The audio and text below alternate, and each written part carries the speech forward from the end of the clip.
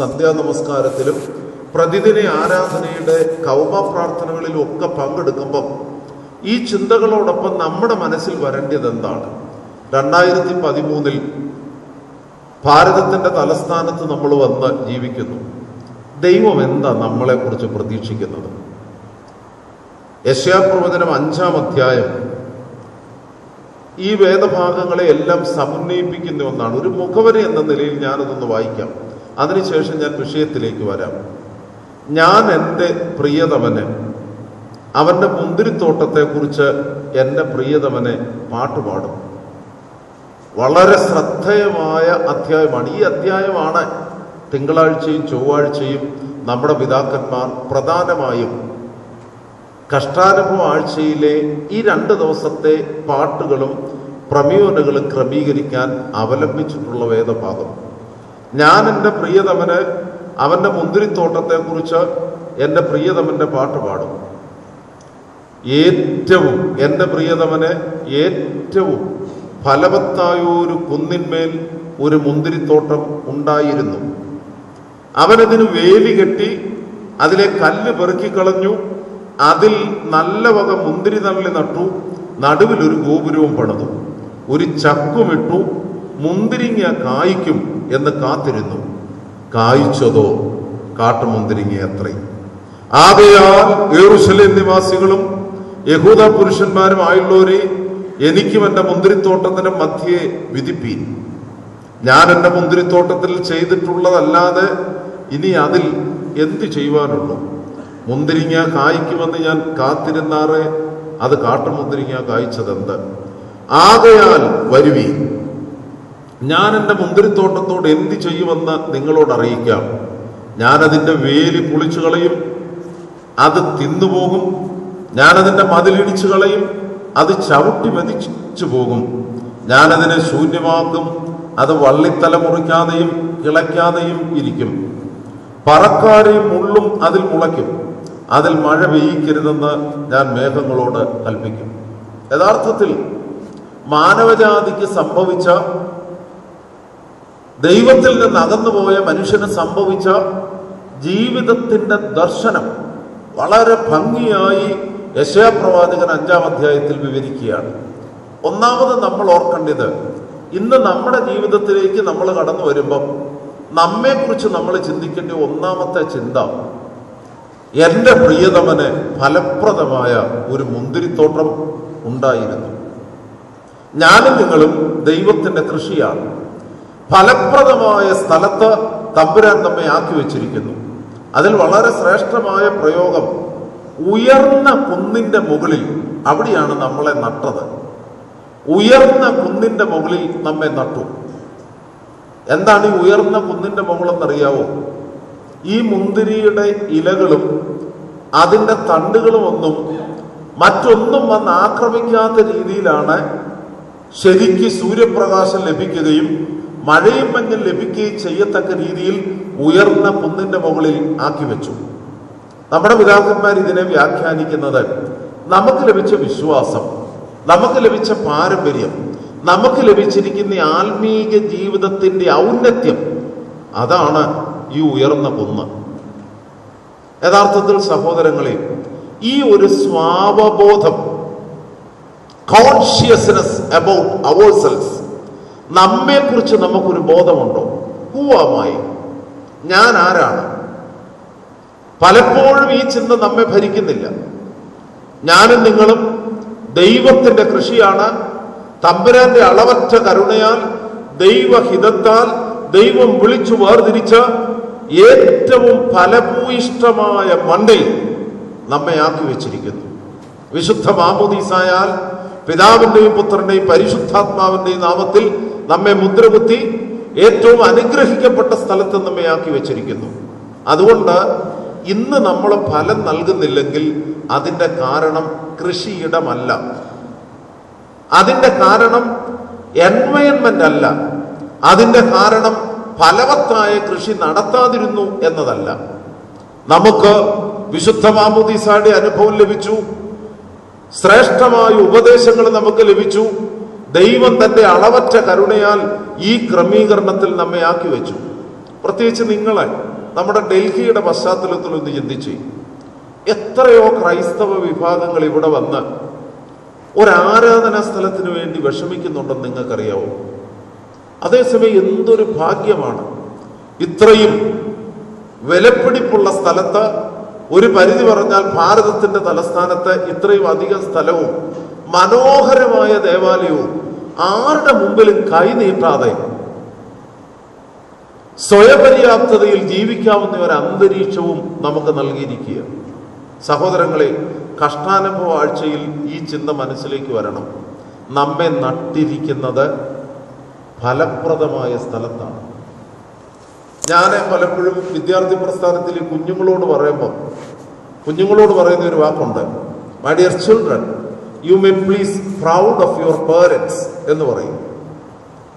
പലപ്പോഴും നമ്മുടെ കുഞ്ഞുങ്ങളുടെ മനസ്സിലിരിക്കുന്നത് വലിയ ബുദ്ധിയില്ലാത്ത, നല്ലപോലെ ഇംഗ്ലീഷോ ഹിന്ദിയോ സംസാരിക്കാൻ അറിയാത്ത ഒരു പാവം അപ്പനാണ് എനിക്കുള്ളത്. ചിലർ ഇച്ചിരൂടെ കാര്യമായിട്ട് ചിന്തിക്കും, എങ്ങനത്തെ ഒരു poor fellow don't know anything. A poor fellow don't know anything. This is their opinion about their parents, especially about their father or about their mother. പക്ഷെ മക്കളെ, I am going to say, you are cultivated in a fertile land. In a fertile land, you are entrusted and bestowed by the faith of the Apostolic Church. പരിശുദ്ധ സഭ ലഭിച്ചിരിക്കുന്ന മനോഹര സ്ഥലത്ത് നമ്മെ നട്ടിരിക്കുന്നു. എന്തൊരു ഭാഗ്യമാണ് ഒരു പരിധി വരെ പറഞ്ഞാൽ തമ്പുരാൻ അളവറ്റ കൃപയാൽ നമുക്ക് നൽകിയിരിക്കുന്നത്. അതിനേക്കാൾ ഉപരി യെശയ്യാപ്രവചനം 5-ാം അധ്യായത്തിൽ ഇതിന്റെ കൃഷിയെക്കുറിച്ച് പറയുമ്പോൾ ചില കാര്യങ്ങൾ വളരെ വ്യക്തമായിട്ട് പറയുന്നുണ്ട്. ഉടയവൻ ഇതിൻ്റെ കല്ല് മുഴുവൻ പെറുക്കിക്കളഞ്ഞു. അതുപോലെ രസകരമായ മറ്റൊരു ഭാഗമാണ് ചുറ്റും വേലി കെട്ടി. കല്ല് പെറുക്കിക്കളഞ്ഞു, ചുറ്റും വേലി കെട്ടി. എന്നതാ ഈ കല്ല് പെറുക്കിക്കളഞ്ഞതും ചുറ്റും വേലി കെട്ടിയതും? പലപ്പോഴും നമ്മൾ ഓർക്കണേ, അഭിമുഖീകരിക്കുന്ന വിഷയങ്ങളെ സ്വയമേവ തരണം ചെയ്യാൻ നമുക്കാർക്കും സാധിക്കത്തില്ല. അഭിമുഖീകരിക്കുന്ന വിഷയങ്ങളെ സ്വയമേവ തരണം ചെയ്യുവാൻ നമുക്കാർക്കും സാധിക്കത്തില്ല. സാധാരണ സൈക്കോളജിസ്റ്റുകൾ പറയുന്ന ഒരു വാചകമുണ്ട്, escapism is the nature of a cowards എന്ന് പറഞ്ഞ അർത്ഥം തന്നെ ഭീരുവിന്റെ, ശക്തിയില്ലാത്തവന്റെ ഒരു പ്രത്യേകതയാണ് വിഷയങ്ങൾ കണ്ടാൽ ഒളിച്ചു കൊടുക്കുക എന്നുള്ളത്. അതുകൊണ്ട് എല്ലാവരും പറയുന്നത് face the issues and overcome the issues. പക്ഷേ ഓർത്തഡോക്സുകാർ പഠിപ്പിക്കുന്ന സുറിയാനിക്കാരുടെ വേദശാസ്ത്രം എന്നാന്നോ, നമ്മൾ മനുഷ്യരാണ്, എല്ലാ വിഷയങ്ങളെയും നമുക്ക് അഭിമുഖീകരിക്കാനും അതിജീവിക്കാനും ഒക്കുവോ മക്കളെ? ഒക്കത്തില്ല. അതേസമയം നമുക്ക് വേണ്ടി കല്ല് പെറുക്കുന്ന, നമുക്ക് വേണ്ടി ചുറ്റും വേലി കെട്ടുന്ന സർവശക്തനായ ദൈവത്തിന്റെ കരുണ, അതാണ് നമ്മെ നിലനിർത്തുന്നത്. കഷ്ടാനുഭവ ആഴ്ചയിൽ മുഴുവൻ ഉള്ളിലേക്ക് നോക്കാനാണ് സഭ പഠിപ്പിക്കുന്നത്. എന്നാ പഠിപ്പിക്കുന്നത്? Look yourself to the very core of your heart. നിന്റെ ഉള്ളിലേക്ക് ഈ സന്ദർഭങ്ങളിൽ നോക്കണം. അതുകൊണ്ടാണ് ഓരോ കൗവായിക്കും കുരിശു വരച്ച് നിലത്ത് മുട്ടുകുത്തുന്നത്. എൻ്റെ ദൈവമേ, നീ തന്ന കരുണകൾ എത്രയോ വലുതാണ്, നീ തന്ന അനുഗ്രഹങ്ങൾ എത്രയോ വലുതാണ്. സഹോദരങ്ങളെ, ജീവിക്കണം. ആരോടൊത്ത് ജീവിക്കണം? ദൈവ കരുണയോടൊത്ത് ജീവിക്കണം. എനിക്കെല്ലാം സാധിക്കുമെന്ന് നമ്മുടെ ചിന്ത പൈശാചികമാണ്. അതേസമയം തമ്പുരാനോടൊത്ത് ജീവിക്കണം. അവൻ നമ്മെ ഫലപ്രദമായ കുന്നിന്റെ മുകളിൽ ബാക്കിയല്ല നട്ടിരിക്കുന്നു. കല്ലുകളൊക്കെ പെറുക്കിക്കളഞ്ഞു, ചുറ്റും വേലി കെട്ടി. നിങ്ങൾക്കറിയാം, വളരെ പെട്ടെന്നാണ് ചിലപ്പോൾ ചില പ്രതിസന്ധികളൊക്കെ നമുക്ക് വരുന്നത്. വലിയ വലിയ ധനികരായി മൾട്ടിനാഷണൽ കമ്പനിയുടെ CEO ഒക്കെ ആയിട്ട് ജീവിക്കുന്നവർ, ചിലരൊക്കെ അവരുടെ ജീവിത കഥകൾ പറഞ്ഞിട്ടുണ്ട്.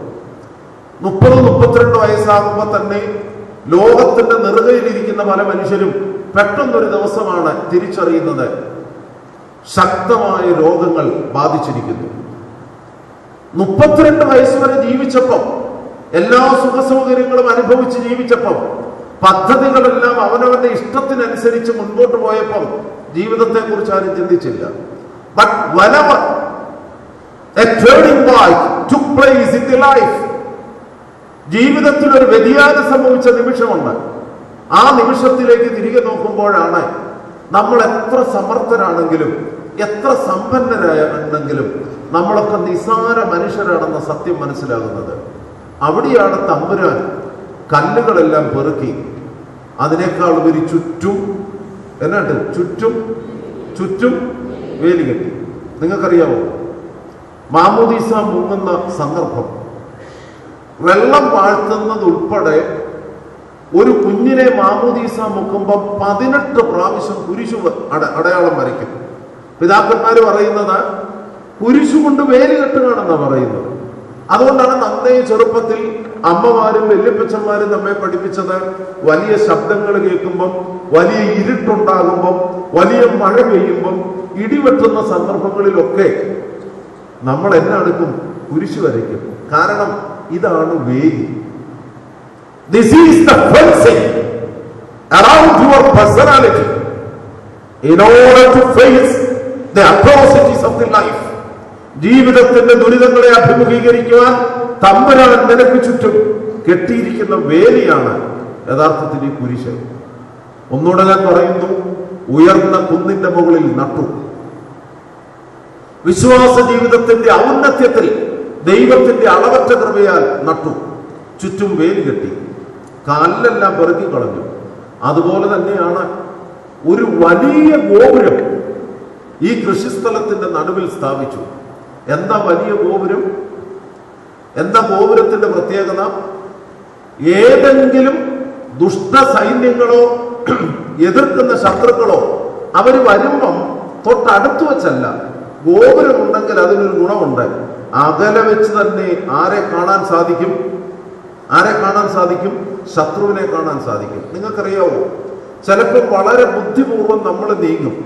എന്നാൽ പ്രായമായ ചില മനുഷ്യർ നമ്മളോട് പറയും, നിനക്ക് തോന്നും ഇത് ശരിയാണെന്ന്, പക്ഷെ ഇത് നീ ചെയ്യരുത്. നിനക്ക് തോന്നും ഇത് ശരിയാണെന്ന്, പക്ഷെ അങ്ങനെ ചെയ്യരുത്. എന്താണ് ഇതിന് പറയുന്നതെന്ന് അറിയാവോ? അനുഭവ സമ്പത്തുള്ളവൻ ശത്രുവിനെ അകലെ വെച്ച് തന്നെ മനസ്സിലാക്കും.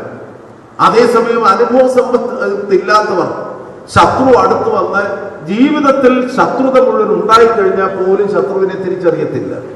അതാണ് ഈ ഗോപുരത്തിന്റെ പ്രത്യേകത. കുന്നിന്റെ മുകളിൽ നട്ടു, കല്ലുകളെല്ലാം പെറുക്കിക്കളഞ്ഞു, ചുറ്റും വേലി കെട്ടി. ഏറ്റവും മനോഹരമായി ശത്രുവിനെ അകലെ തന്നെ മനസ്സിലാക്കാൻ വേണ്ടി ഗോപുരവും അതിൽ സ്ഥാപിച്ചു. എന്നിട്ട് ഈ ഉടയവൻ ചെയ്തതാണ്, നല്ല മുന്തിരിങ്ങ കായ്ക്കും. നല്ല മുന്തിരിങ്ങ കായ്ക്കുന്നത് കൊണ്ട് ഫലം എടുക്കുന്നതിന് വേണ്ടി ചക്ക കുഴിച്ചിട്ടു. എന്നിട്ട് കാത്തിരിക്കുകയാണ്. വർഷങ്ങളോളം കാത്തിരുന്ന് കഴിഞ്ഞപ്പോ ഇതാ കിട്ടി. എന്താ കിട്ടിയത്? കാട്ടുമുന്തിരിങ്ങ കായ്ച്ചു. കാട്ടുമുന്തിരിങ്ങ കായ്ച്ചത് കൃഷി ചെയ്ത സ്ഥലത്തിന്റെ കുഴപ്പമല്ല.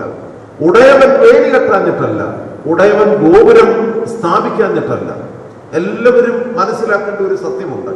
പലപ്പോഴും നമ്മൾ ആരാധനാ ജീവിതത്തെക്കുറിച്ചും വിശ്വാസ ജീവിതത്തെക്കുറിച്ചും നമ്മുടെ ആധ്യാത്മികതയുടെ അപജയങ്ങളെ കുറിച്ചും ഒക്കെ മറ്റുള്ളവരെ കുറ്റപ്പെടുത്തും. എന്നാൽ ഭാഷ ആഴ്ചയിൽ സഭ പഠിപ്പിക്കുന്ന വളരെ പ്രധാനപ്പെട്ട മറ്റുള്ള എല്ലാ സാഹചര്യങ്ങളുടെ കുറവുകളും ഉൾക്കൊണ്ടുകൊണ്ട് തന്നെ സ്വയമേവ അവനിലേക്കൊന്ന് നോക്കുക. അവനിലേക്ക് നോക്കി ഫലം കായ്ക്കാത്തതിന്റെ കാരണം കണ്ടുപിടിക്കുക. അതിനുവേണ്ടി പുതിയ നിയമത്തിൽ നിന്ന് ഒരു ചെറിയ വാക്യം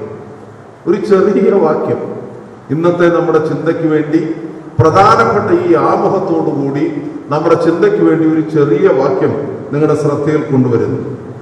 വിശുദ്ധ ലൂക്കോസിന്റെ സുവിശേഷം 16-ാം അധ്യായം 28-ാമത്തെ വാക്യം.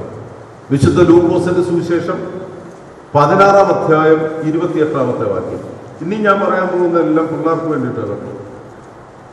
The rest of my speech is for my children. So you may please, those who bring the Bible, you may please say the word. Gospel according to St. Luke, chapter 16. What was the verse I said? 27, 28.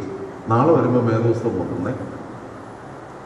നിങ്ങളത് ഈ boys എല്ലാം ആരും വേദവസ്ഥയില്ല. Tomorrow you may please bring the Bible too. Okay, yes, read. I have 5 brothers. That's enough. I have how many brothers?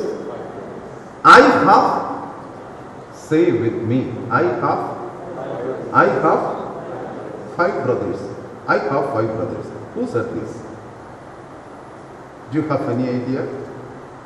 Who said this? Have you heard about a story said by Jesus Christ? Story of the rich man. Have you heard about? കേട്ടിട്ടുണ്ടോ? ധനവാന്റെയും ലാസറിന്റെ ഉപമ. പിള്ളേരെ Sunday school അധ്യാപകർ നന്നായിട്ട് പഠിപ്പിക്കണം കേട്ടോ. നമ്മൾ എന്തിനാ ഇത്രയും പൈസ മുടക്കുന്നതും അധ്വാനിക്കുന്നതുമെല്ലാം ദുഃഖവെള്ളിയാഴ്ച കഞ്ഞി കുടിക്കാനല്ല. ആർക്ക് വേണ്ടിയിട്ടാ? നമ്മുടെ കുഞ്ഞുങ്ങൾക്ക് വേണ്ടിയിട്ടാ. നിങ്ങൾ 10-30 വർഷം ഇവിടെ കഷ്ടപ്പെട്ടു. ഇതുങ്ങൾ നിങ്ങൾക്ക് നഷ്ടപ്പെട്ടാൽ അങ്ങനെ ചിന്തിക്കാൻ പോലും വേല. അതുകൊണ്ട് നമ്മുടെ മുഴുവൻ ഓറിയന്റേഷൻ, ചർച്ചിന്റെ orientation for the coming generation, അതിലൊരു മാറ്റവും വരുത്തരുത് കേട്ടോ. ലൂക്കോസിന്റെ സുവിശേഷം 16-ാം അധ്യായം 28-ാമത്തെ വാക്യം, എനിക്ക് 5 സഹോദരന്മാർ ഉണ്ട്. നിങ്ങൾ ഓർത്തേ, കുന്നിന്റെ മുകളിൽ നട്ടു, കാലാപെറുക്കി, ചുറ്റും വേലി കെട്ടി, നടുവിൽ ഗോപുരവും പണിതു. ഫലം കായ്ക്കുമെന്ന് പ്രതീക്ഷിച്ചു വളരെ നാളിരുന്നു. ഫലം കായ്ച്ചതോ കാട്ടുമുന്തിരി. കർത്താവിന്റെ മനസ്സിനെ ഏറ്റവും അധികം വേദനിപ്പിച്ചത് ഫലം കായ്ക്കാത്ത മനുഷ്യരുടെ ജീവിതത്തെ കുറിച്ചാണ്. ആ വേദന ഏറ്റവും ഉള്ളിൽ നിറഞ്ഞു നിന്നുകൊണ്ട് യേശുക്രിസ്തു വിളിച്ചു പറഞ്ഞ വേദപുസ്തകത്തിൽ പ്രചുരപ്രചാരം ലഭിച്ചിട്ടുള്ള ഉപമയാണ് ധനവാന്റെയും ലാസറിന്റെ ഉപമ. ആ കഥ എല്ലാവർക്കും അറിയാം. നിങ്ങൾക്കറിയാമോ ലോകത്തിലെ ഏറ്റവും വലിയ പ്രശ്നം എന്നാ? ചിലർ പറയും ഏറ്റവും വലിയ പ്രശ്നം രോഗമാണ്. മറ്റു ചിലർ പറയും ഡൽഹിയിലൊക്കെ ഉണ്ടാകുന്ന പീഡനങ്ങളും നാട്ടിൽ പെണ്ണുങ്ങൾക്ക് നടക്കാൻ മേലാത്ത അല്ലേ ഇഷ്യൂസ് ആണ് ഏറ്റവും വലിയ പ്രശ്നം. Sexual disparity is the biggest problem. Incredible India എന്നൊക്കെ പറയുമ്പോഴും നമ്മളെ കുറിച്ച് നാണം കെടുത്തുന്ന പല വർത്തമാനങ്ങളുമുണ്ട്. പക്ഷെ ചരിത്രത്തിലെ ഏറ്റവും വലിയ പ്രശ്നം രോഗമല്ല, സെക്ഷുവൽ ഡിഫറൻസസ് അല്ല, അതുപോലെ തന്നെ ലോകത്തിൽ മനുഷ്യൻ അഭിമുഖീകരിക്കുന്ന യുദ്ധങ്ങളോ യുദ്ധക്കെടുതികളോ റേഷ്യലിസമോ ഒന്നുമല്ല. ഏറ്റവും വലിയ പ്രശ്നം എന്താണോ? The disparity between the half and half notes.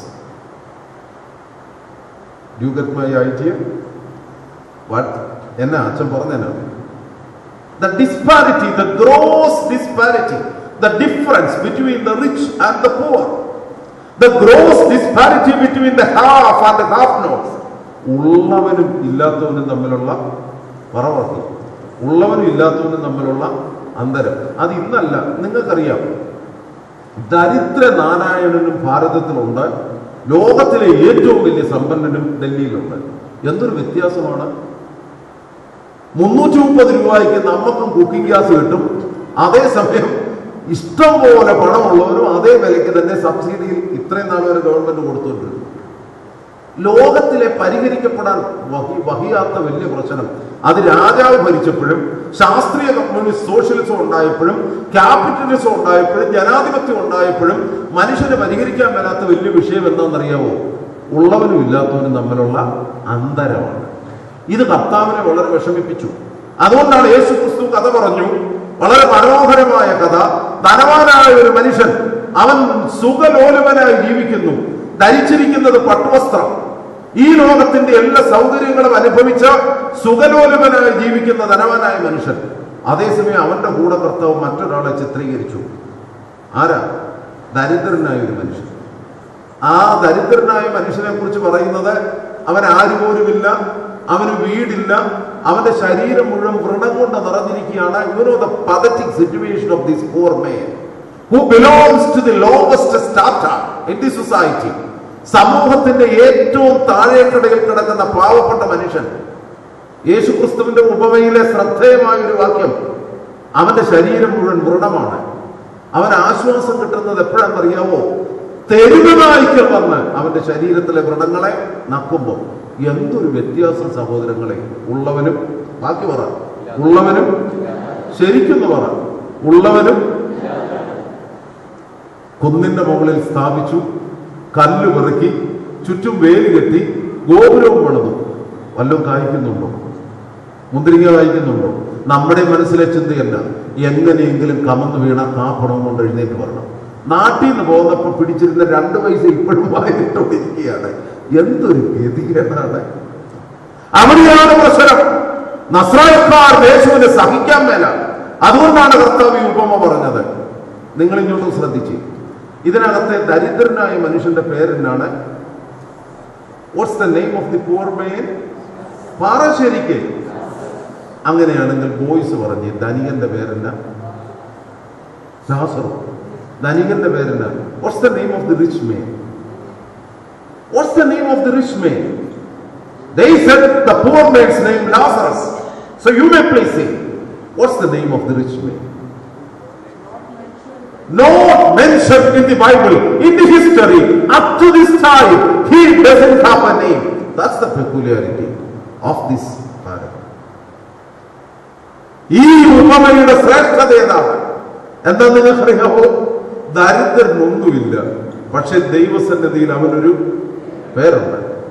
ധനവാൻ എല്ലാം ഉണ്ട്, പക്ഷെ ദൈവസന്നിധിയിൽ അവനൊരു മറവാക്കി.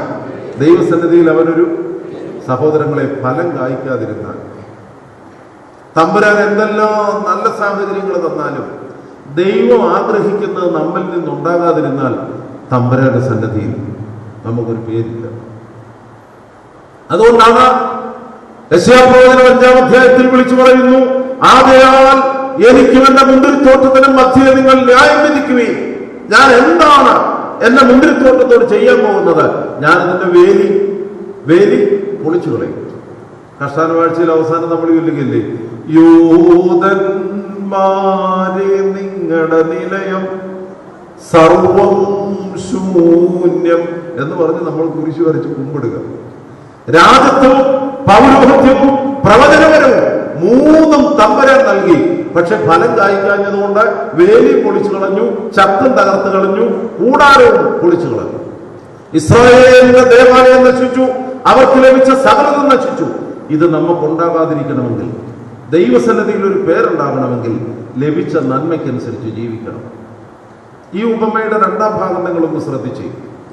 ധനവാനായ മനുഷ്യൻ സുഖലോലുവൻ, ദരിദ്രനായ മനുഷ്യനൊന്നുമില്ല. കഥയുടെ 2ാം ഭാഗം ദ ഇനവിറ്റബിൾ എൻഡ്. ഒറ്റുമെന്റ് ഇത് ഇനവിറ്റബിൾ എൻഡ് എന്ന് വെച്ചാൽ അർത്ഥമല്ല, നമുക്ക് ഒഴിച്ചു കൂടുവാൻ സാധിക്കാത്ത അവസാനം. അതെന്തായിരിക്കും? അംബാനി മരിക്കും, അവറാച്ചനും മരിക്കും. കണ്ട് മിണ്ടാതിരിക്കും. മരിക്കത്തില്ലേ? മരിക്കുവോ? എങ്ങനെ നോക്കിയാലും മരിച്ചിരിക്കും. That is the end of this drama. ഈ കഥയുടെ അവസാനമാണ്. ഏത് മനുഷ്യനും ജനിച്ചവരാണോ മരിക്കും. മരിച്ചു കഴിഞ്ഞപ്പോഴാണ് ഈ disparity which happened on the earth has another form, another phase in heaven, the second world. ലോകത്തിൽ ധനവാനും ദരിദ്രനും തമ്മിലുണ്ടായിരുന്ന വ്യത്യാസത്തിന്റെ മറ്റൊരു ഭാഗമാണ് സ്വർഗത്തിൽ. ദരിദ്രനായ ലാസർ അബ്രഹാമിന്റെയും ഇസഹാക്കിന്റെയും യാക്കോബിന്റെയും സന്നിധിയിൽ. ഉപമയിൽ പറയുന്നത് അബ്രഹാമിന്റെ മടിയിൽ. ആരുടെ മടിയിൽ? പറവാക്കി. അതേസമയം ധനികനായ മനുഷ്യൻ എവിടെയാണ്? അഗ്നിനരകത്തിൽ കിടക്കുക. ഈ കഥ പറഞ്ഞുകൊണ്ടിരുന്നപ്പോൾ ഒരു കൊച്ചു പയ്യൻ ചോദിച്ചതാ, അച്ഛ അബ്രഹാമിന്റെ മടി അത്ര വലുതാണ്? എന്നാ ഈ അബ്രഹാമിന്റെ മടി? The lap of Abraham is another name of the cemetery in Jewish tradition. യഹൂദ പാരമ്പര്യത്തിൽ സെമത്തേരിക്ക് പറയുന്ന പേരാണ് അബ്രഹാമിന്റെ മടി. എന്നാൽ എബ്രായ വേദശാസ്ത്രം പറയുന്നത് പിതാക്കന്മാരുടെ മാർവിടം എന്നാണ്. ഞാനും നിങ്ങളും ഈ ലോകത്തോട് യാത്ര പറഞ്ഞാൽ നമ്മൾ എത്തിച്ചേരുന്നത് പിതാക്കന്മാരുടെ മാർവിടത്തിൽ. അതുകൊണ്ടാണ് അബ്രഹാമിന്റെ മടി എന്ന് പറയുന്നത്.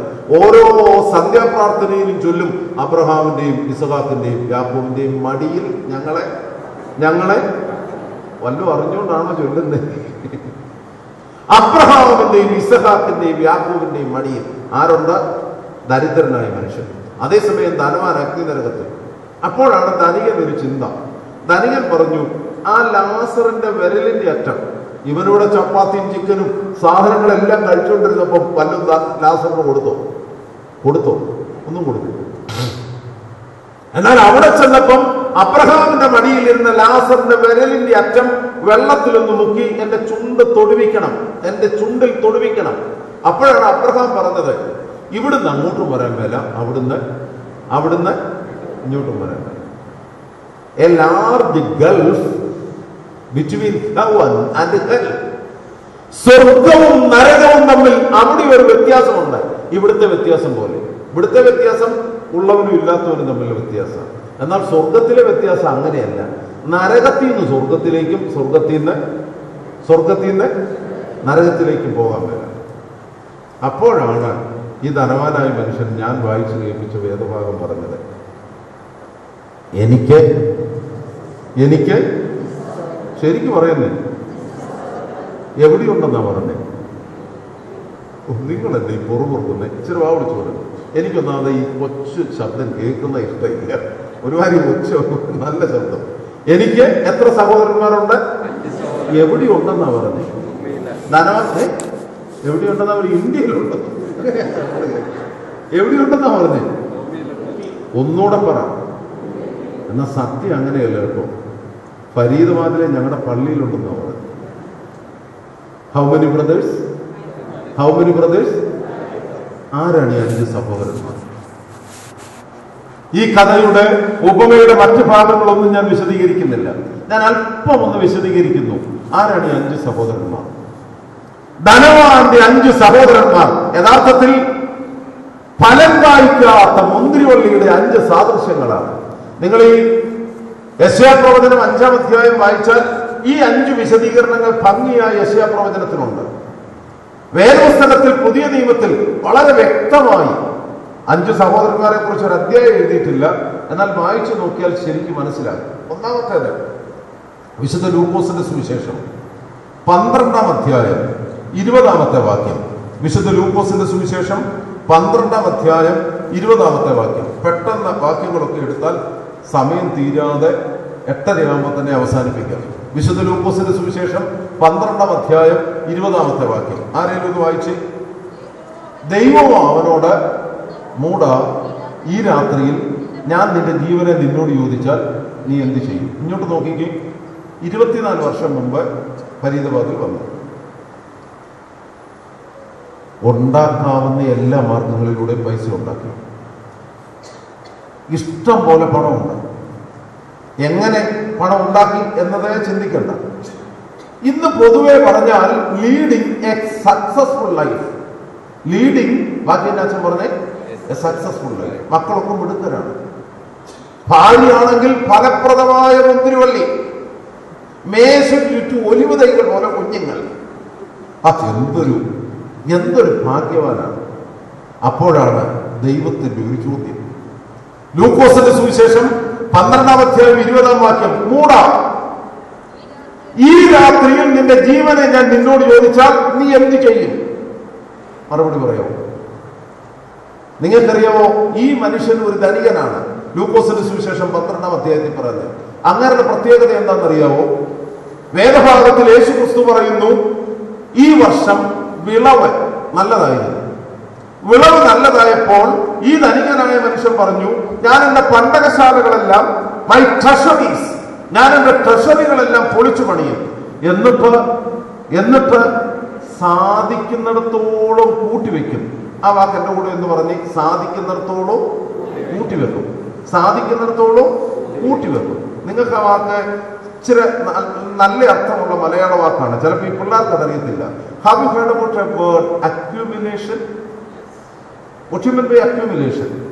Nowadays it is a significant theory in the economics. ധനതത്വശാസ്ത്രത്തിലെ വളരെ പ്രധാനപ്പെട്ട ഒരു തിയറിയാണ് അക്യുമുലേഷൻ എന്ന് പറയുന്നത്. Accumulate everything. Accumulate knowledge, accumulate power, accumulate money, everything. The nature of accumulation is in a positive sense treated in economics. പക്ഷെ നിങ്ങൾക്കറിയാവോ, യേശു ക്രിസ്തു പറയുന്നത് ഈ കൂട്ടിവെക്കാനുള്ള വ്യഗ്രത മണ്ടത്തരമാണ്. മൂട, ഈ രാത്രിയിൽ നിന്റെ ജീവനെ നിന്നോട് ചോദിച്ചാൽ നീ എന്നാ ചെയ്യും? പണ്ടകശാല തലമുറകൾ പൊളിക്കും, ആവശ്യത്തിന് കൂട്ടിവെക്കും. എന്നിട്ട് ഇങ്ങനെ പറഞ്ഞൊരു വാക്കെന്നാന്നോ, തലമുറകൾക്ക് ഭക്ഷിപ്പാനുള്ളത് ഞാൻ ക്രമീകരിച്ചു വെക്കും. തിന്നുക, കുടിക്കുക, ബാക്കി തന്നെ ആനന്ദിക്കുക. ഈ പദ്ധതി എത്രയോ പ്രാവശ്യം നമ്മൾ ക്രമീകരിച്ചതാണ്. പക്ഷെ 45 വയസ്സ് കഴിഞ്ഞപ്പോൾ മുതൽ തിന്നാൻ ഒക്കുന്നുണ്ടോ? ആണ്ട് മിണ്ടാതിരിക്കും. നോക്കുന്നുണ്ടോ? 8 കുഞ്ഞുങ്ങളെ പ്രസവിച്ച് നമ്മുടെ അമ്മ 8 മുട്ട മുഴുങ്ങി നമുക്ക് തന്നില്ലായിരുന്നു. ആകെപ്പാടെ ഉണ്ടായിരുന്നത് എന്ത് പരിമിതമായിരുന്നു കേരളത്തിൽ വെച്ച് റിസോഴ്സസ്. പക്ഷെ അന്ന് ഓരോ കറിക്കും ഓരോ ഭക്ഷണത്തിനും എന്തൊരു രുചിയായിരുന്നു. പക്ഷെ ഇന്ന് കഴിക്കാവുന്ന കാലം വന്നപ്പം തിന്നാൻ ഒക്കുന്നുണ്ടോ? കഴിക്കാൻ മേല. തിന്നുക, കുടിക്കുക, ആനന്ദിക്കുക, അതായിരുന്നു മനസ്സിലിരുന്ന ചിന്ത. പണ്ടകശാലകൾ മുഴുവൻ പൊളിച്ചു, വലിയവ കൂട്ടിവെച്ചു. പക്ഷെ ദൈവം ചോദിക്കുന്നു, ഈ രാത്രിയിൽ നിന്റെ ജീവനെ നിന്നോട് ചോദിച്ചാൽ നീ എന്ത് ചെയ്യും? യഥാർത്ഥത്തിൽ മൻമോഹൻ സിംഗിന്റെ, മിസ്റ്റർ ചിദംബരത്തിന്റെ ഇന്നത്തെ ഇക്കണോമിക്സ് ഒരു ഫൂളിഷ് ഇക്കണോമിക്സ് ആണ്, in accordance with the biblical narration. The theory of accumulation is not based on Bible, but it is interpreted in another way, that we have to share what we have as resources in our life. നമ്മുടെ ജീവിതത്തിൽ തമ്പുരാൻ തന്നിരിക്കുന്നത് അവനവന് വേണ്ടി കൂട്ടിവെക്കാനുള്ളതല്ല, മറിച്ച് ദൈവനാമ മഹത്വത്തിന് വേണ്ടി പങ്കുവെക്കാനുള്ളതാണ്. പങ്കുവെക്കാനുള്ളതാണെങ്കിൽ അതിനൊരു മറുപടിയുണ്ട്. ഈ രാത്രിയിൽ നമ്മുടെ ജീവനെ നമ്മോട് ചോദിച്ചാലും നമുക്കൊരു വിഷമവും ഇല്ല. എൻ്റെ ദൈവമേ, നീ തന്നത് യഥായോഗ്യം ഞാൻ വിനിമയം ചെയ്തു. നീ തന്നത് ദൈവനീതിക്കനുസരിച്ച് ഞാൻ പങ്കുവെച്ചു എന്നൊരു ബോധ്യമുണ്ട്. അതുകൊണ്ടാണ് പരിശുദ്ധനായ പൗലോസ് ഇയ്യോബ് വിളിച്ചു പറഞ്ഞു, യഹോവ തന്നു, യഹോവ എടുത്തു. യഹോവയുടെ നാമം. പൗലോസ് ശ്ലീഹ പറഞ്ഞു, എനിക്ക് ജീവിക്കുന്നത് ക്രിസ്തുവും. സഹോദരങ്ങളെ, ഒന്നാമത്തെ സ്നേഹിതൻ, ഒന്നാമത്തെ സഹോദരൻ, his nature is selfish nature. His behaviour is way of accumulation. So we have to give him a particular name. His name is, you may please listen, his name is the first brother. His name is Mr. Selfish. What's his name? You may please think. You are trying to begin your life. Think, am I a selfish man? Am I Mr. Selfish? Don't think about your parents. Think yourself. സഹോദരങ്ങളെ, ഒന്നാമത്തെ സഹോദരൻ എല്ലാം കൂട്ടിവെക്കുകയും മറ്റാർക്കും ഒന്നും നൽകുകയും ചെയ്യാത്ത സ്വാർത്ഥനായ മനുഷ്യൻ. രണ്ടാമത്തെ സഹോദരൻ ആരാണെന്നോ? ലൂക്കോസിന്റെ സുവിശേഷം 16-ാം അധ്യായം 1-2 വാക്യങ്ങൾ. Gospel according to St. Luke chapter 16 verse 1 and 2. You may please read verse 2. St. Luke chapter 16 verse 2. പിന്നെ അവൻ ശിഷ്യന്മാരോട് പറഞ്ഞത്, ധനവാനായ മനുഷ്യന് ഒരു കാര്യവിചാരകൻ ഉണ്ടായിരുന്നു. അടുത്ത വായിച്ച്, അവന്റെ വസ്തുവകകൾ നാനാവിധമാക്കി. അതിന്റെ ഇംഗ്ലീഷ് ഒന്ന് വായിക്കാമോ? അവന്റെ വസ്തുവകകൾ നാനാവിധമാക്കി. He spent the possessions of his own lavishly. വസ്തുവകകൾ നാനാവിധമാക്കി. ഒന്നാമത്തെ മനുഷ്യൻ എങ്ങനെയായിരുന്നു? Because of his nature of accumulation, he accumulated money. That's why he is known as Mr. Selfish. രണ്ടാമത്തെ ആൾ അങ്ങനെയല്ല. രണ്ടാമത്തെ ആൾക്ക് കൂട്ടിവെക്കണമെന്ന് വലിയ കാര്യമായ ചിന്തയില്ല. മറിച്ച് എന്നാ ചിന്ത എന്നറിയാവോ? വെടിക്കെട്ട് പോലെ ചെലവാക്കുക. അതാണ് രണ്ടാമത്തെ ആൾ. നിങ്ങൾക്കറിയാവോ, ഇന്നത്തെ എക്കണോമിക്സിന്റെ ഏറ്റവും വലിയൊരു പ്രശ്നം അതാണ്. Have you heard about the word consumerism? കേട്ടിട്ടുണ്ടോ? ഈ നമ്മുടെ നാട്ടിൽ പണ്ട് ധനികൻ എന്ന് പറഞ്ഞാൽ ആരാ? കൂടുതൽ കന്നുകാലിയുള്ള ആള്, കൂടുതൽ വസ്തു ഉള്ളയാള്, അല്ലേ? അങ്ങനെ ധനികനെ കുറിച്ചൊരു ചിന്തയുണ്ട്. എന്നാൽ ഫരീദാബാദ് പള്ളിയിൽ കാശുള്ളവൻ എന്ന് നമ്മൾ എങ്ങനെയാ ഒരാളെ മനസ്സിലാക്കുന്നത്? ഇന്നൊരു കാറ വരുന്നു, നാളെ മറ്റൊരു കാറ വരുന്നു, അല്ലേ? കൂടുതൽ ചിലവഴിക്കുന്നവനാണ് ആധുനിക കാലഘട്ടത്തിൽ പണക്കാരൻ. അത് ഇന്നത്തെ ഒരു കൺസ്യൂമർ സംസ്കാരമാണ്. ഈ രണ്ടാമത്തെ മനുഷ്യന്റെ രണ്ടാമത്തെ സ്നേഹിതന്റെ പ്രത്യേകത എന്താണെന്നറിയാവോ? രണ്ടാമത്തെ സഹോദരന്റെ നേച്ചർ ലഭിച്ചതിന്റെ മൂല്യം അറിയാതെ വിറ്റ് നശിപ്പിക്കുക. അദ്ദേഹത്തിന് ഒരു പേര് കൊടുക്കാം, എന്നാലേ മനസ്സിലാകത്തുള്ളൂ. His name is mister extravagant. What's his name? Say loudly. Mister. Who was the first one? Mister selfish. Second one mister extravagant. Spend everything lavish. ലഭിച്ചത് മുഴുവൻ വിറ്റ് നശിപ്പിക്കുന്നവൻ. നന്നേ ചെറുപ്പത്തിൽ നല്ല പ്രാർത്ഥനകളെ അമ്മമാർ പഠിപ്പിച്ചു. അതിരാവിലെ എഴുന്നേറ്റ് എല്ലാവരോടും ഒരുമിച്ച് പ്രാർത്ഥിച്ചു. ഉറക്കമില്ലാത്ത ഉണർവുള്ളവനായ എന്റെ കർത്താവേ, നിന്റെ ഉണർച്ചയെ കൊണ്ടാടുവാനായിട്ട് ബാക്കി ചൊല്ലിക്കുകയും. ചിലര് മൂളുന്നുണ്ട്, പക്ഷെ നമുക്ക് പുറകുറുക്കാൻ പോലും അറിയില്ല. കാര്യം എന്തൊരു തിരക്കാണ് ജീവിതത്തിൽ. എല്ലാം വിറ്റ് നശിപ്പിച്ചു. ബാക്കി പറഞ്ഞ് എല്ലാം വിറ്റ് നശിപ്പിച്ചു. എന്തെല്ലാം പ്രാപിച്ചതാണ്. വീണ്ടും ഞാൻ പറയുന്നു, കല്ല് പെറുക്കിക്കളഞ്ഞു, ചുറ്റും വേലി കെട്ടി, മുന്തിരിത്തോട്ടത്തിന്റെ നടുവിൽ ഗോപുരവും പണിതു. പക്ഷെ ഇന്നത്തെ അവസ്ഥ എന്നാ? കാട്ടുമുന്തിരിങ്ങ കായ്ക്കുന്നു. കാരണം എന്താണെന്നറിയാവോ? ലഭിച്ചതെല്ലാം മൂല്യമറിയാതെ വിറ്റുകളഞ്ഞു. അനുഗ്രഹിക്കപ്പെട്ട ദൈവമക്കളെ, ഇന്ന് നമ്മൾ അഭിമുഖീകരിക്കുന്ന ആത്മീക അപജയത്തിന്റെ പ്രധാന കാരണം നമുക്ക് ലഭിച്ചിരിക്കുന്ന വിശ്വാസ ജീവിതത്തിന്റെ പാരമ്പര്യം, നമുക്ക് ലഭിച്ചിരിക്കുന്ന ദൈവവചനത്തിന്റെ ആഴം, നമുക്ക് ലഭിച്ചിരിക്കുന്ന ആരാധന പാരമ്പര്യം സർവ്വതും വിറ്റ് നശിപ്പിച്ചു. ഒന്ന് തിരിഞ്ഞു നോക്കിയാൽ അറിയാം, മനോഹരമായ പള്ളികളെല്ലാം പൊളിച്ചു കളഞ്ഞ് കുറെ കോൺക്രീറ്റ് കൂടാരങ്ങൾ ഉണ്ടാക്കി. ശ്രേഷ്ഠമായ പ്രാർത്ഥനകളും ആധ്യാത്മിക തലങ്ങളും മാറ്റിയിട്ട് നമ്മൾ വേറെ പലതിൻ്റെയും പുറകെ പ്രൈസ് ആൻഡ് വർഷിപ്പ്. സ്കൂളിലൊക്കെ, കോളേജിലും സ്കൂളിലൊക്കെ പിള്ളേർ പറയുന്നത് നിങ്ങളൊന്ന് ശ്രദ്ധിച്ചു നോക്കിക്കേ.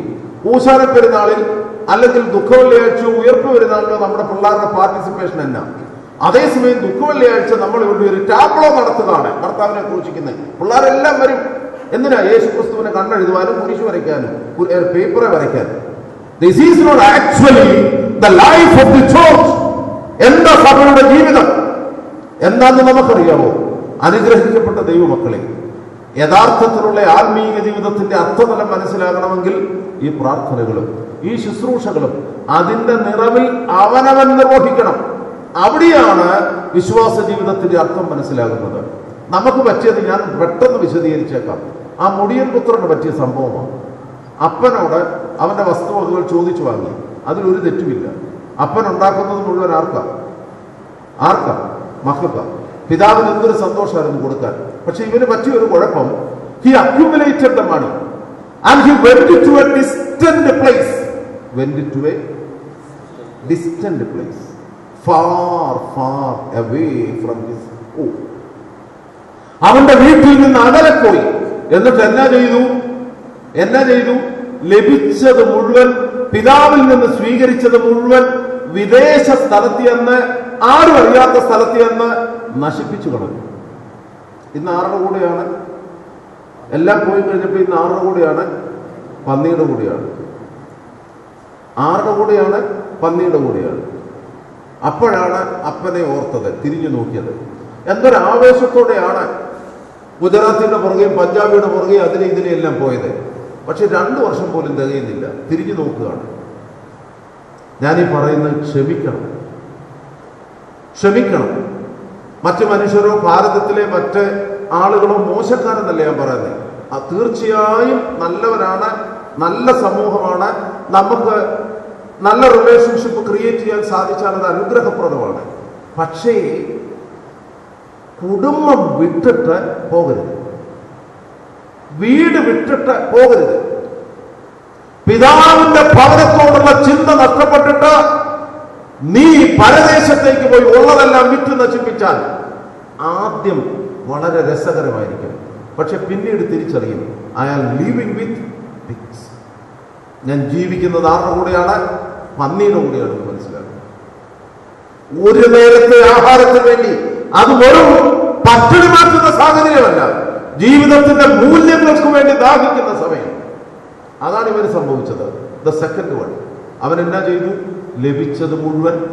ബാക്കി പറഞ്ഞ് ലഭിച്ചത് മുഴുവൻ മൂല്യമറിയാതെ നശിപ്പിച്ചു കളഞ്ഞു. നിങ്ങൾക്കറിയാം, ഈ വലിയ മോളിലൊക്കെ പോകുമ്പോൾ അവിടെ സെയിൽ എന്നിട്ട് കാണും. സെയിൽ അല്ലേ, 50% റിഡക്ഷൻ.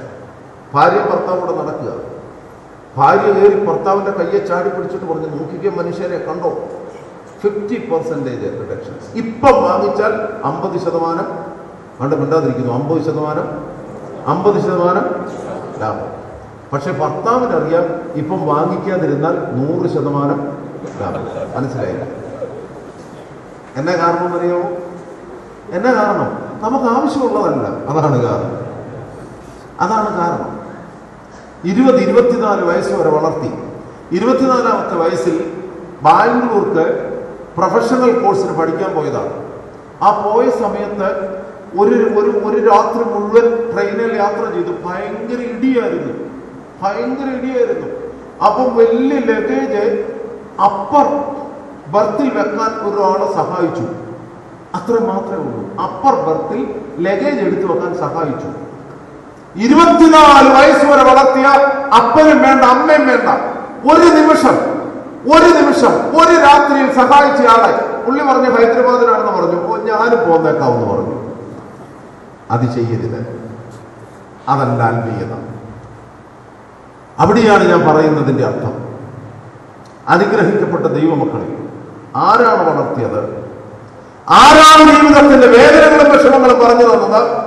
മനസ്സിലാക്കുവാൻ മാതാപിതാക്കൾക്കും സാധിക്കണം, കുഞ്ഞുങ്ങൾക്കും സാധിക്കണം. ഇന്ന് നമുക്ക് നഷ്ടപ്പെടുത്തുന്ന എന്താ? എത്രയോ നാളുകൾ നമ്മൾ നിലത്ത് വെക്കാതെ താലോലിച്ച് വളർത്തിയ ജീവിതങ്ങൾ ഒറ്റ നിമിഷം കൊണ്ട് ഒരു റെയിൽവേ സ്റ്റേഷനിൽ നിന്ന് വിളിച്ചു പറയുമ്പോഴാണ് പോയല്ലോ എന്ന ഗതികേട് നമ്മൾ ഓർക്കുന്നത്. Don't be try to become an എക്സ്ട്രാവഗന്റ്.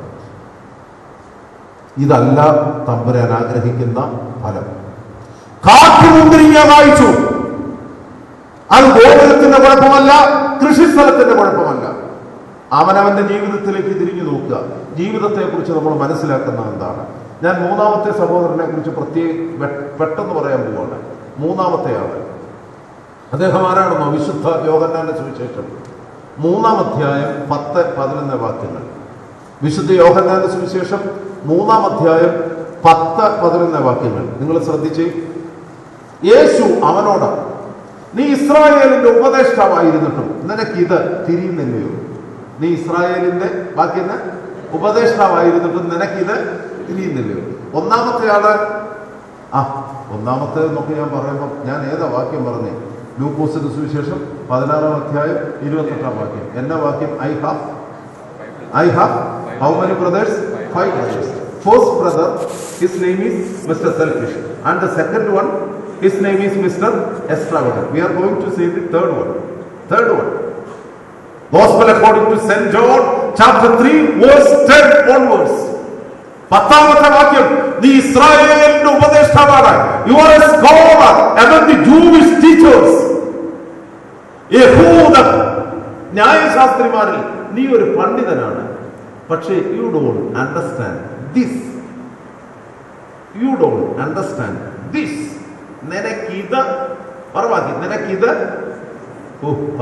നിനക്കിത് തിരിയുന്നില്ല. ഇത് ആരെ കുറിച്ച് പറയുന്നതാണ്?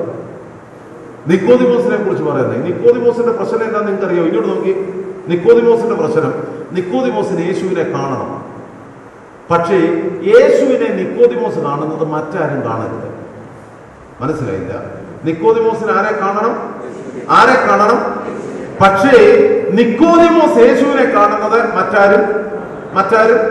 അതുകൊണ്ട് അദ്ദേഹം പകല് പോയില്ല. എപ്പോഴാ യേശുവിന്റെ ഏരിയ പോയെ?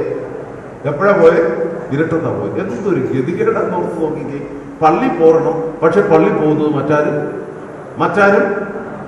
സ്വന്തം ഭാര്യ കാണരുത്, അവളെ സമ്മതിക്കത്തില്ല പള്ളി പോലെ. ഗതികേട് വരരുത് കേട്ടോ. ആരോടാ അച്ഛൻ പറയുന്നത്? അയ്യോ, നമ്മുടെ അപ്പച്ചനോടും അമ്മയോടും അല്ല, അവരെന്നെ കല്യാണം കഴിഞ്ഞ.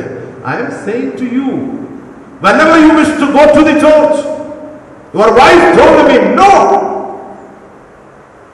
How do this happen in our life? മക്കളെ, നിങ്ങൾ ശരിക്കും ശ്രദ്ധിക്കണം. നിങ്ങൾ തെരഞ്ഞെടുക്കുന്ന a partner in your life has to belong to our tradition. ഞാൻ ഇതിനകത്ത് യാതൊരു വെള്ളവും ചേർക്കാതെ പറയുന്നത് എന്നാന്നോ, എനിക്കതിൽ ശക്തമായ ചില ചിന്തകളും കാഴ്ചപ്പാടുകളും ഉണ്ട്. എന്താ വിവാഹം? യഥാർത്ഥത്തിൽ കുടുംബജീവിതം ദൈവമഹത്വത്തിനു വേണ്ടി നമ്മെ സമർപ്പിക്കുന്നതാണ്. അതുകൊണ്ടാണ് നമ്മളെ ഈ വിശ്വാസ ജീവിതത്തിൽപ്പെട്ട ഒരാളെ തന്നെ തിരഞ്ഞെടുക്കണമെന്ന് പറയുന്നത്. അല്ല, മറ്റൊരു കൂട്ടരാണെങ്കിൽ ദൈവമഹത്വത്തിന് സാധിക്കുമെങ്കിൽ നല്ലത്. പക്ഷെ ബഹുഭൂരിപക്ഷ സ്ഥലങ്ങളിൽ സാധിക്കുന്നില്ല. എന്താ കാരണം എന്നറിയാവോ? യേശുവിനെ കാണണം നിക്കോദിമോസിനെ. പക്ഷേ അങ്ങനെ യേശുവിനെ കാണാൻ പോകുന്നത് മറ്റാരും അങ്ങനെ ഒരു ജീവിതം ഉണ്ടാകരുത്.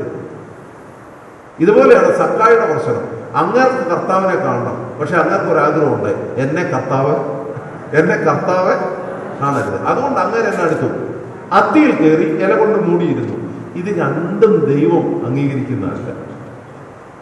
അത്തിയുടെ ചുവട്ടിൽ നിന്നുകൊണ്ട് സക്കായിയെ യേശു വിളിച്ചു. സക്കായിയെ വേഗം ഇറങ്ങി വരിക. നിക്കോദിമോസിനോട് കർത്താവ് പറഞ്ഞു. എന്താ നിക്കോദിമോസിനോട് പറഞ്ഞത്? നിത്യജീവനെ പ്രാപിക്കണമെങ്കിൽ നീ വീണ്ടും ജനിക്കണം. മക്കളെ ഇങ്ങോട്ട് ശ്രദ്ധിച്ച്, നിത്യജീവനെ പ്രാപിക്കണമെങ്കിൽ you have to born again. That's Jesus said to Nicodemus. പക്ഷെ Nicodemus he was too much reasonable. What do you mean by reasonable? All his faith is based on reason. All his belief is based on reason. യുക്തിക്കനുസൃതമായിരുന്നു നിക്കോദിമോസിന്റെ ചിന്ത. അതുകൊണ്ട് നിക്കോദിമോസ് യേശുവിനോട് ചോദിച്ചു, എങ്ങനെയാണ് ഈ bone again experience ഉണ്ടാകുന്നത്? മനുഷ്യൻ പ്രായമായതിനു ശേഷം അമ്മയുടെ ഉദരത്തിൽ കടന്ന് ജനിക്കാൻ ഒക്കും. ഇങ്ങോട്ട് നോക്കിക്കേ, മനുഷ്യൻ പ്രായമായതിനു ശേഷം ബാക്കി പറ അമ്മയുടെ ഉദരത്തിൽ കടന്ന് ജനിക്കാൻ ഒക്കും. രണ്ടാമത് ജനിക്കണം, വീണ്ടും ജനിക്കണം, നിത്യജീവൻ അവകാശമാക്കണമെങ്കിൽ. ഉടനെ നിക്കോദിമോസ് ചിന്തിച്ചത് 10-47 വയസ്സുള്ള മനുഷ്യൻ എല്ലാം എടുക്കണം, വീണ്ടും അമ്മയുടെ ഉദരത്തിൽ കടന്ന് ജനിക്കണം. നമ്മുടെ പിള്ളേർ ഇങ്ങനെ പറയുമ്പോൾ ചില അമ്മമാർക്ക് ഭയങ്കര ഇഷ്ടം. അവര് പറയുന്നത് എന്നാന്നോ, അയ്യോ പിള്ളേരെന്ത് റീസണബിളോ, പിള്ളേരെന്ത് ആ മനുഷ്യനെ പോലെയല്ല. അങ്ങനെയാണെങ്കിൽ ഒന്നും അറിയത്തില്ല, പക്ഷെ മോനാണെങ്കിൽ എന്ത് ബുദ്ധിമാന. മക്കളെ തെറ്റിപ്പോയി കേട്ടോ, ഇത് റീസണൊന്നും അല്ല. ദുഃഖവെള്ളിയാഴ്ച നമസ്കാരമൊക്കെ കഴിഞ്ഞ് കഞ്ഞൂടിയൊക്കെ കഴിഞ്ഞ് അച്ഛൻ ക്ഷീണിച്ച് പാഴ്സനേജിൽ പോയിരിക്കുമ്പോൾ വളരെ രസകരമായ അച്ഛനോട് ചോദിക്കാം. കാര്യം അച്ഛന് ക്ഷീണമൊക്കെ ഉണ്ട്, എന്നാലും അച്ഛാ നമ്മുടെ കർത്താവ് കട്ടിലേക്ക് കിടന്ന് മരിക്കുകയായിരുന്നു, അച്ഛൻ ഇതിലും ക്ഷീണിച്ചതിനല്ലോ. നമ്മുടെ കർത്താവ് കട്ടിലേക്ക് കിടന്ന് മരിക്കുകയാണെങ്കിൽ അച്ഛൻ ഇതിലും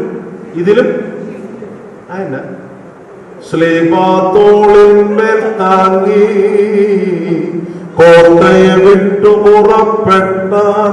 ആ സമയത്തൊക്കെ അച്ഛന്റെ തോളിൽ എന്നായിരുന്നു? ശ്ലീബായിരുന്നു. അതേസമയം കട്ടിലേക്ക് കിടന്ന് മരിക്കുകയായിരുന്നല്ലോ. നീ ഇസ്രായേലിന്റെ ഉപദേഷ്ടാവാണ്, പക്ഷെ നിനക്കിത് മനസ്സിലാകത്തില്ല. നമുക്ക് ഈ മൂന്നാമത്തെ ആൾക്കൊരു പേര് കൊടുക്കാം. ഒന്നാമത്തെ ആളാരാണ്? മിസ്റ്റർ. രണ്ടാമത്തെ ആളാരാണ്? Mister. The third one, his name is mister scholar. ഇവൻ ഭയങ്കര പണ്ഡിതനാണ്. So reasonable.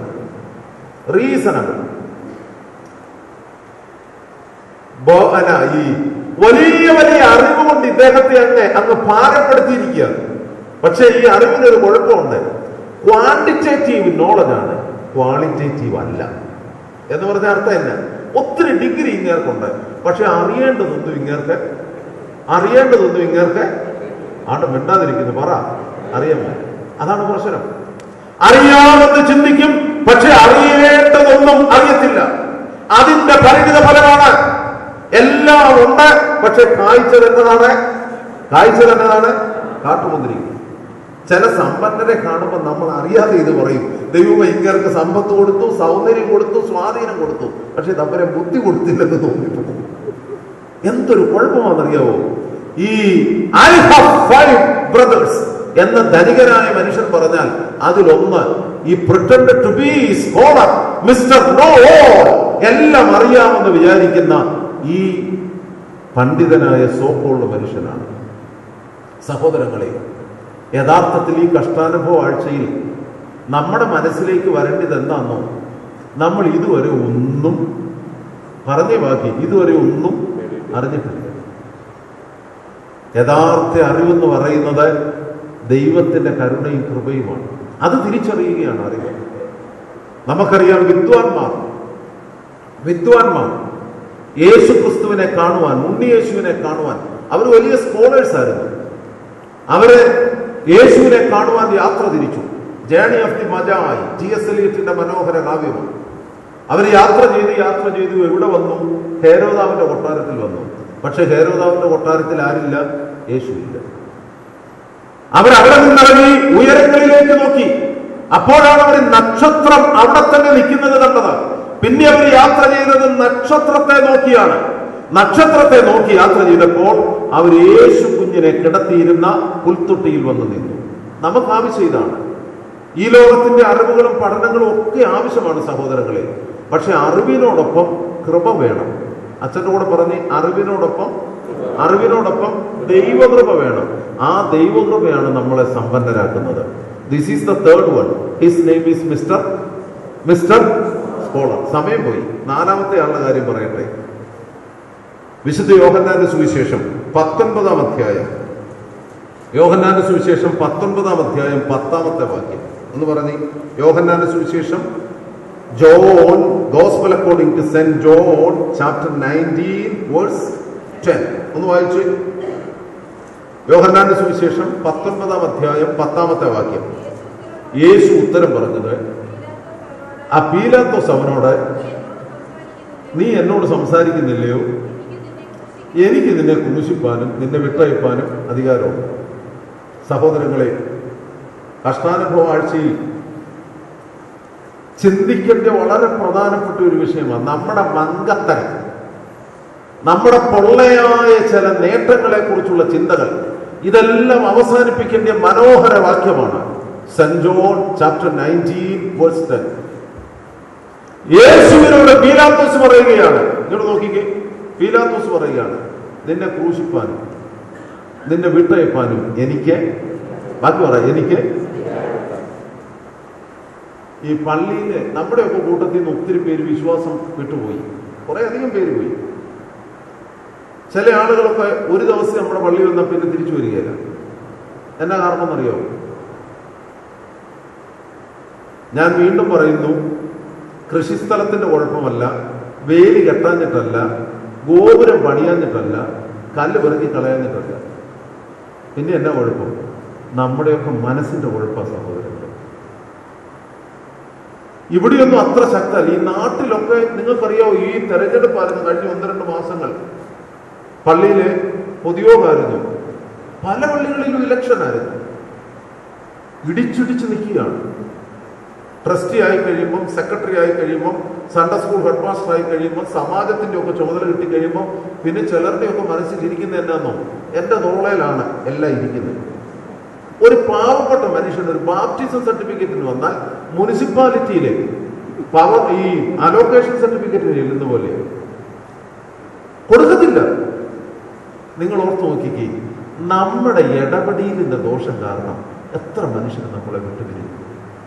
നമ്മുടെ മനസ്സിലിരിക്കുന്ന എന്നറിയാവോ? നിന്നെ ക്രൂശിപ്പാനും, ആണ് മിണ്ടാതിരിക്കുന്നത്, നിന്നെ ക്രൂശിപ്പാനും നിന്നെ വിട്ടയപ്പാനും.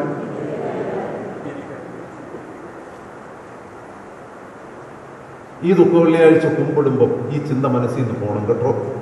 നിന്നെ ക്രൂശിപ്പാനും നിന്നെ വിട്ടയപ്പാനും. ഇങ്ങനെ ചിന്തിക്കുന്ന ചില ഭർത്താക്കന്മാരുണ്ട്. നിന്നെ ക്രൂശിപ്പാനും നിന്നെ വിട്ടയപ്പാനും. എനിക്ക് സ്വന്തം മക്കളോട് ഇങ്ങനെ വിചാരിക്കുന്ന ചില അപ്പന്മാരുണ്ട്. മണ്ടത്തരവാ സഹോദരങ്ങളെ. നിങ്ങൾക്കറിയോ, നമ്മുടെ പിതാക്കന്മാര് പീലാത്തോസിന്റെ ഈ മാനസിക സ്ഥിതിയെ പറഞ്ഞ എന്നാന്നറിയാവോ? ദുഃഖവെള്ളിയാഴ്ച 6-ാം മണിയുടെ പ്രമേയത്തിലുണ്ട്. മണ്ണാങ്കട്ട. എന്നാ പറഞ്ഞേ മണ്ണാങ്കട്ട. ഞാനീ പറഞ്ഞ സത്യം. മണ്ണാങ്കട്ട ഉടയവനെ വിധിക്കുന്നു. അതാണ് പീലാത്തോസിന്റെ അധികാരത്തിന്റെ അഹങ്കാരത്തെ കുറിച്ച് പിതാക്കന്മാർ പറഞ്ഞത്. മണ്ണാങ്കട്ട. അനുഗ്രഹിക്കപ്പെട്ട ദൈവമക്കളെ, കർത്താവ് പറഞ്ഞ മറുപടി എന്നാന്നറിയാവോ? എന്റെ പീലാത്തോസേ, മേലിൽ നിന്ന് നിനക്ക് ലഭിച്ചില്ല എങ്കിൽ എന്റെ മേൽ നിനക്ക്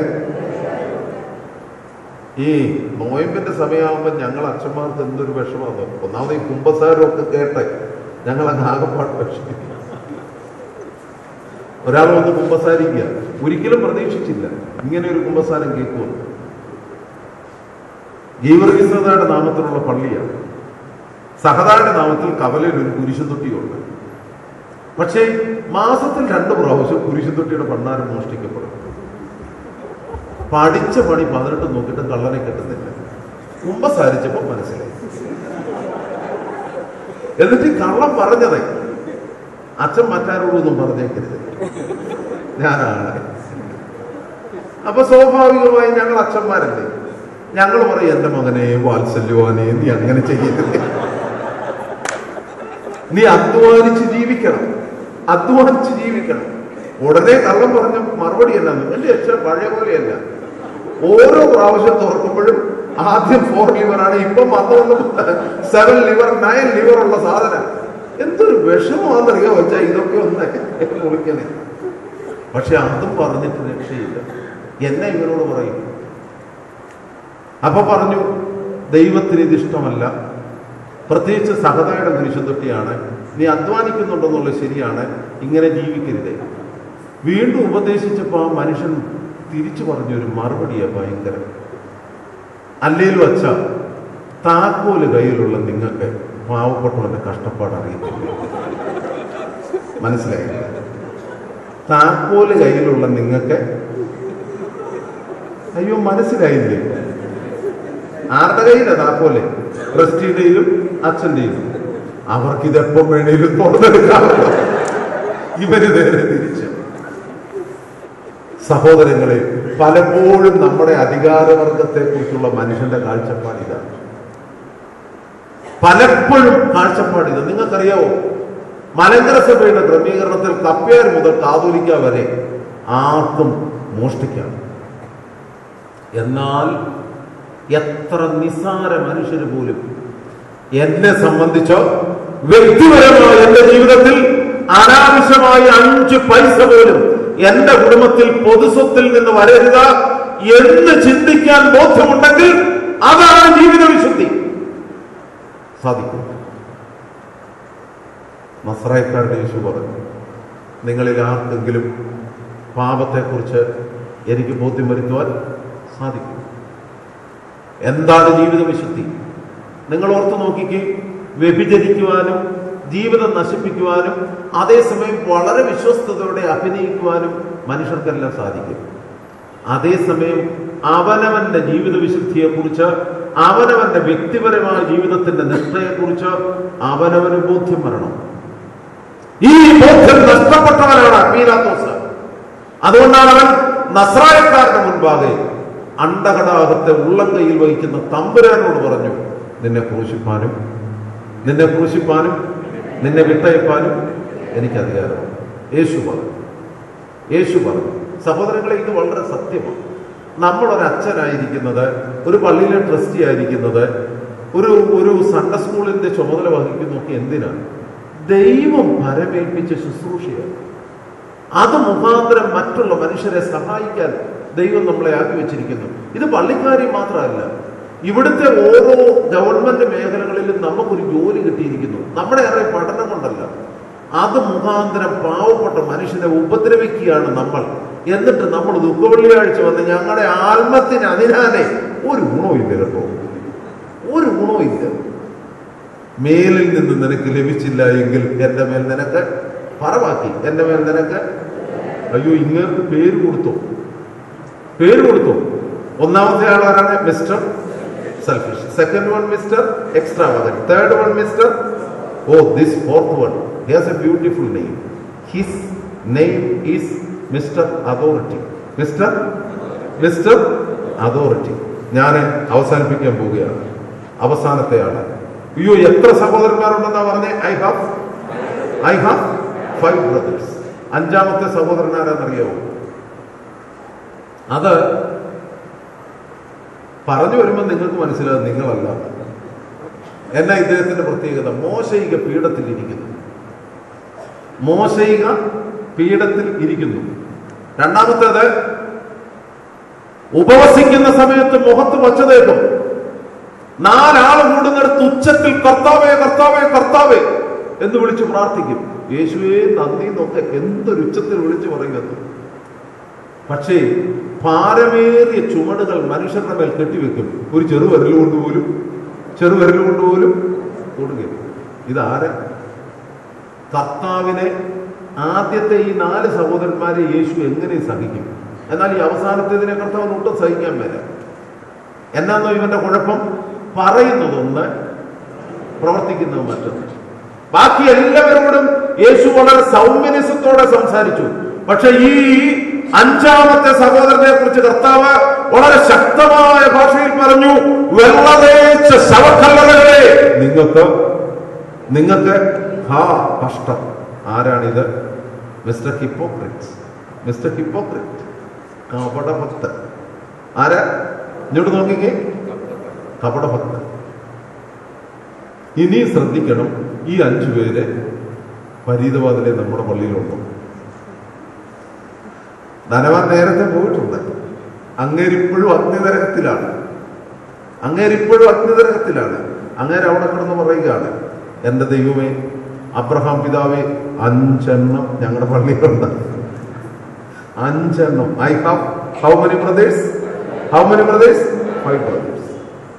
ഈ 5ഉം നമ്മുടെ സ്വഭാവത്തിൽ കാണാം, വ്യക്തിപരമായ നമ്മുടെ സ്വഭാവത്തിൽ കാണാം. അനുഗ്രഹിക്കപ്പെട്ട ദൈവമക്കളെ, ഫലപ്രദമായ കുന്നിന്റെ മുകളിൽ കല്ലുകളെല്ലാം പെറുക്കിക്കളഞ്ഞ് ശ്രേഷ്ഠമായ നടുതലയവൻ നട്ടു, ചുറ്റും വേലി കെട്ടി, നടുക്ക് ഗോപുരവും പണിതു. എന്നാൽ അന്വേഷിച്ചപ്പോൾ ഇതാ കാട്ടുമുന്തിരിങ്ങ കായ്ച്ചിരിക്കുന്നു. ഇലയുള്ള അത്തിവൃക്ഷത്തിന്മേൽ അവൻ അന്വേഷിച്ചപ്പോൾ ഫലമില്ല.